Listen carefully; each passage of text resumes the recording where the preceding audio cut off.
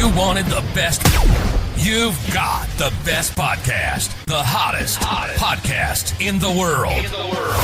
The Chris Voss Show, the preeminent podcast with guests so smart you may experience serious brain bleed. The CEOs, authors, thought leaders, visionaries, and motivators.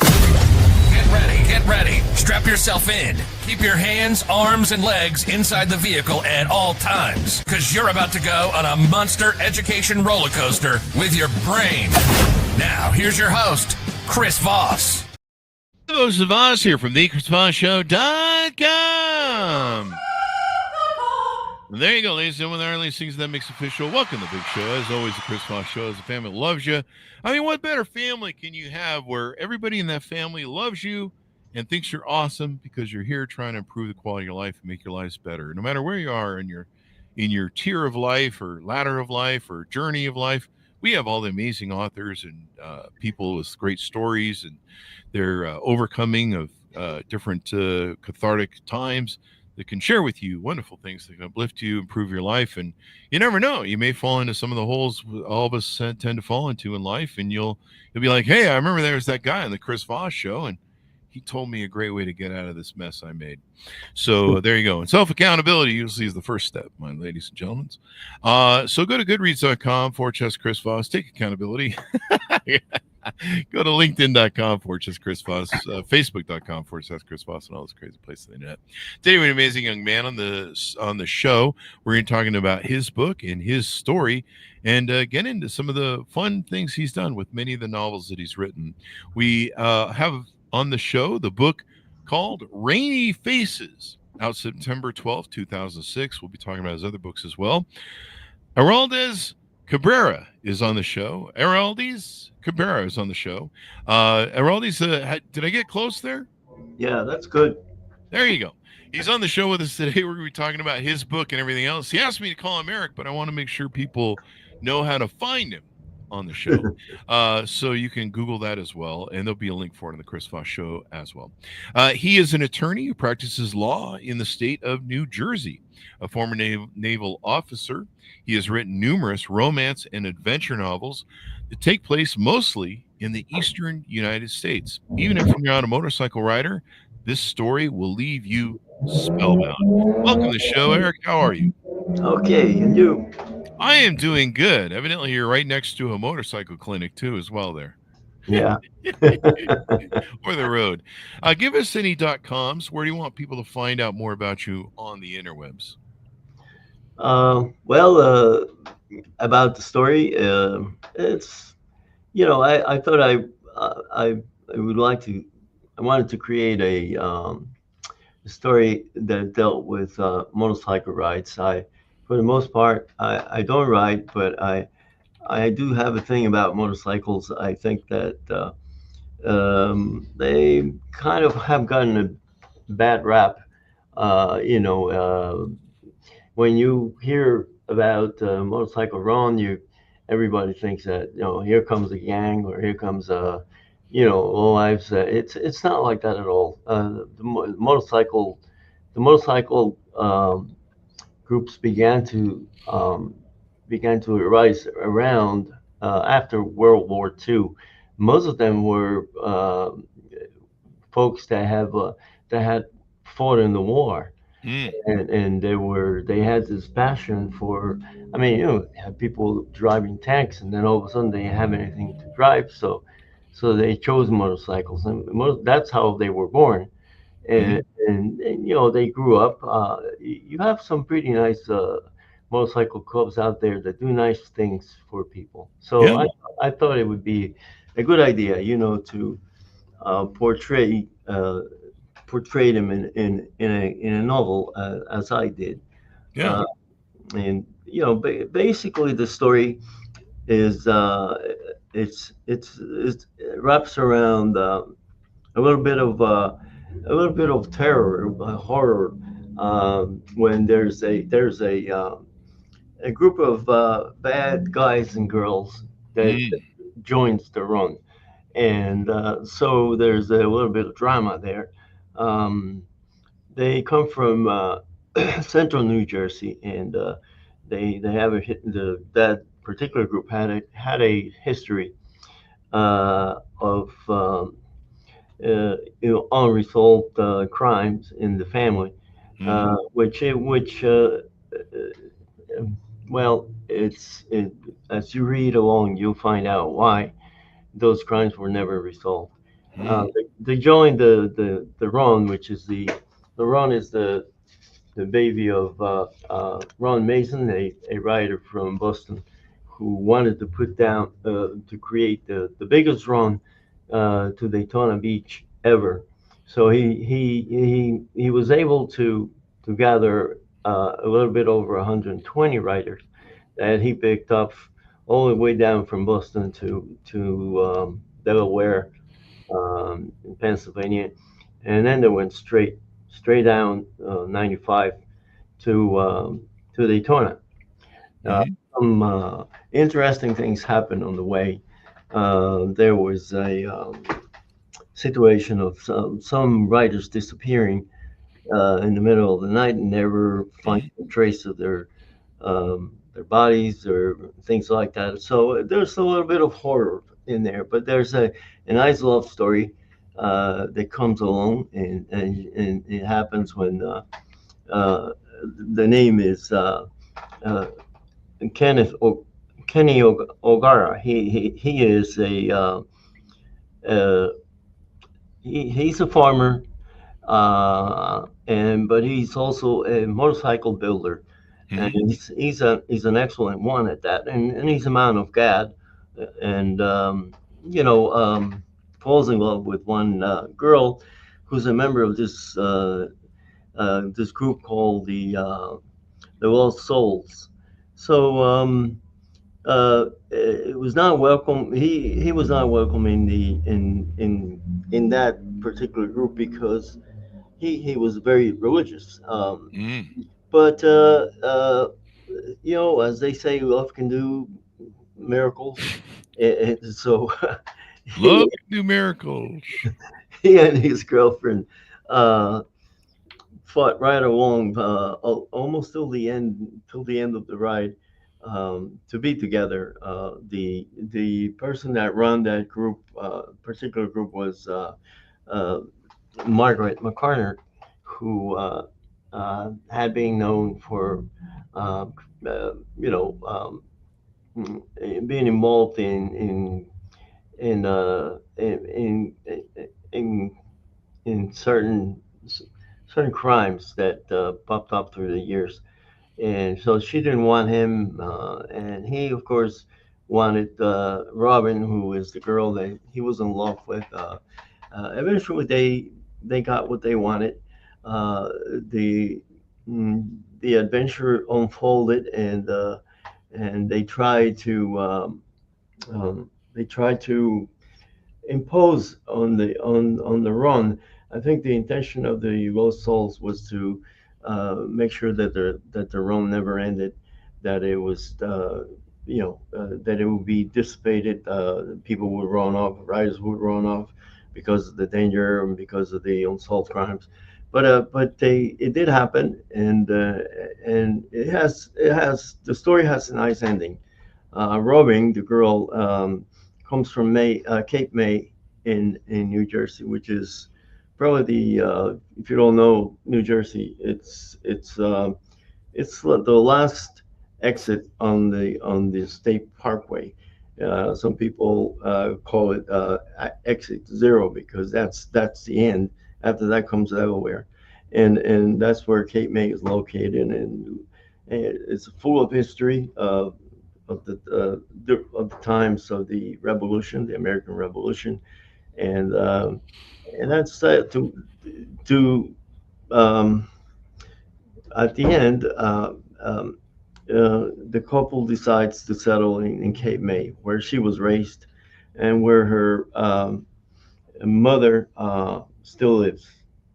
Her father is a mystery. Her father remains a mystery throughout the story because uh, he was a writer that was involved with Margaret McCarter, who of course was the bad girl in the group, and that was that was unfortunately had not a very good ending. He ended up he disappeared in one run, and never found out what happened with his what happened, who killed him, or but amazingly he was the father of Robin, and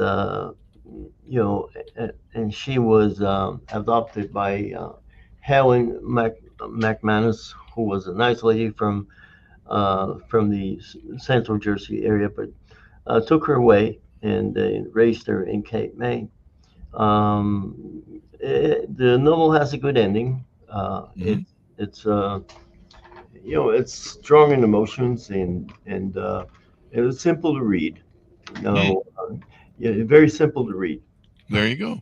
Does it? I know that from your era there, post World War II, there was the Hell's Angels that kind of rose and stuff. Yeah. What is your thoughts on?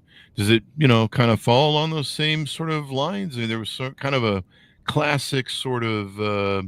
Hmm, what would you say about it? There's kind of a classic look to that, a classic time, sort of romantic period to that Hell's Angels sort of thing. I remember when I was a kid, I would see them, go down the road in California and their bikes and looking leathery and Mm. badass. Yeah. Yeah. So Well, yeah. yeah. I think they at the beginning. I remember myself when I was a kid. I think Hmm. most kids who like to ride wanted to be a Hells Angels member, but the years passed, and I think that they have had some. They built up a bad reputation. Mm. I do remember I don't know if you. I guess Yeah. you remember Woodstock. Uh, Hmm. you know, the Hells Angels were providing security at Woodstock, Yeah, for the Rolling Stones. I remember that. I and remember that. so but there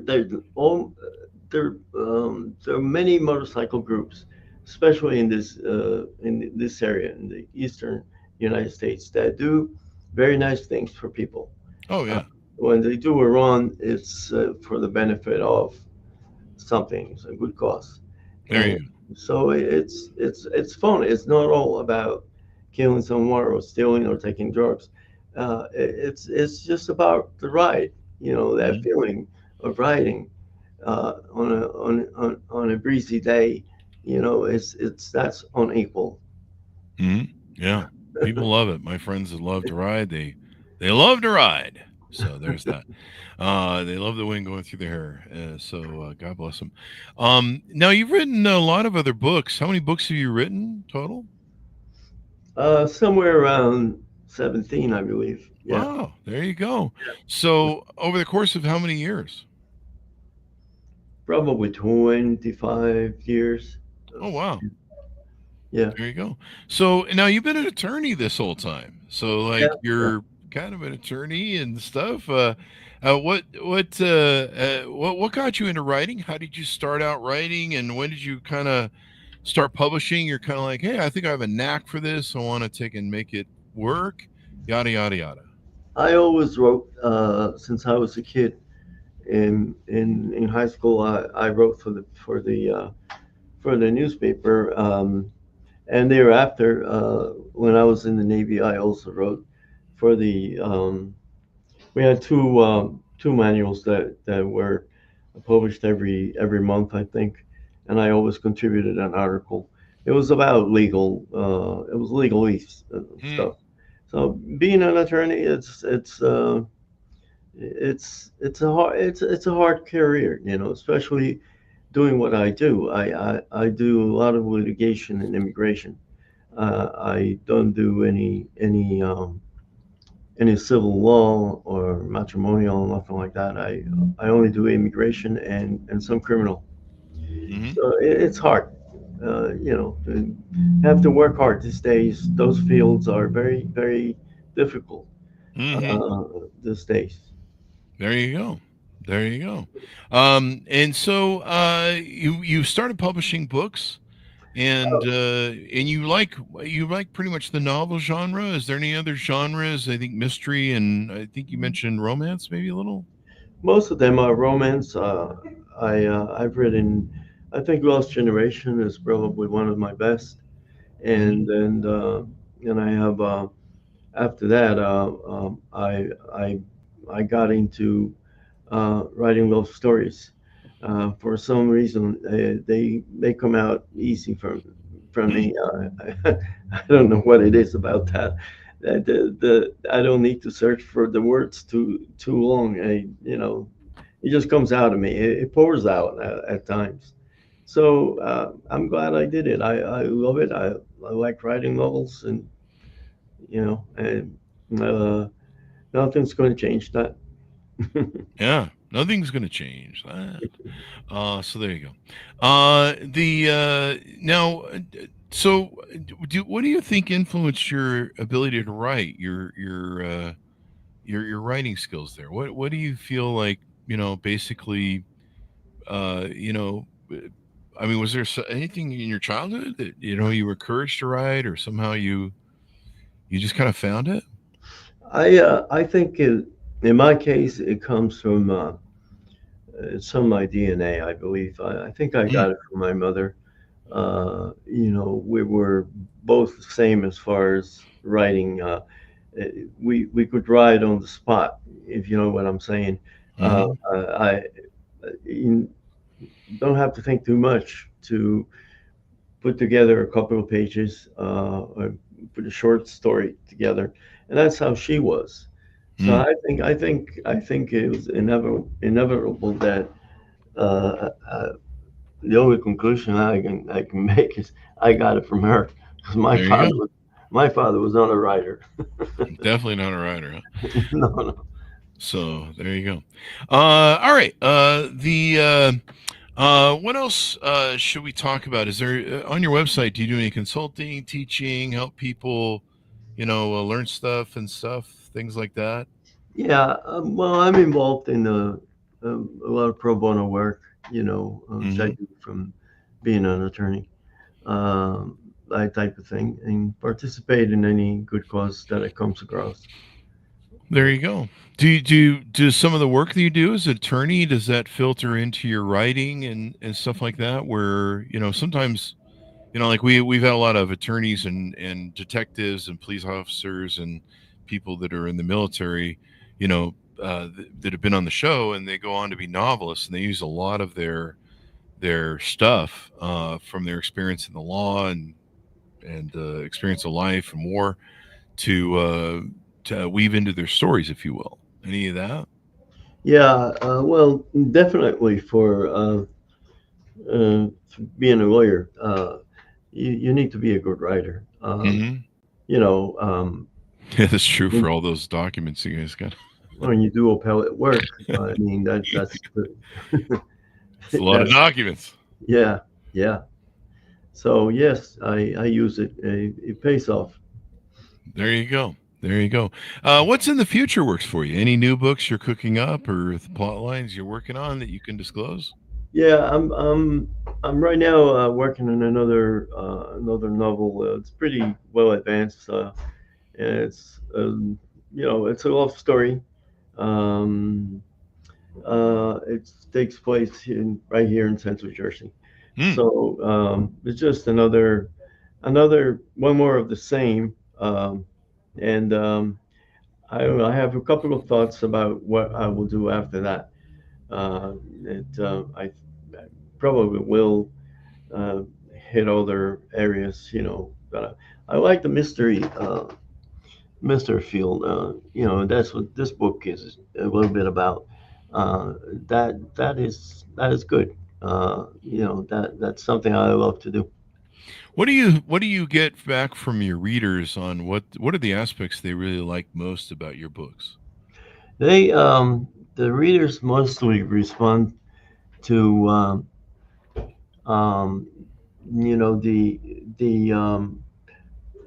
the growth of the characters.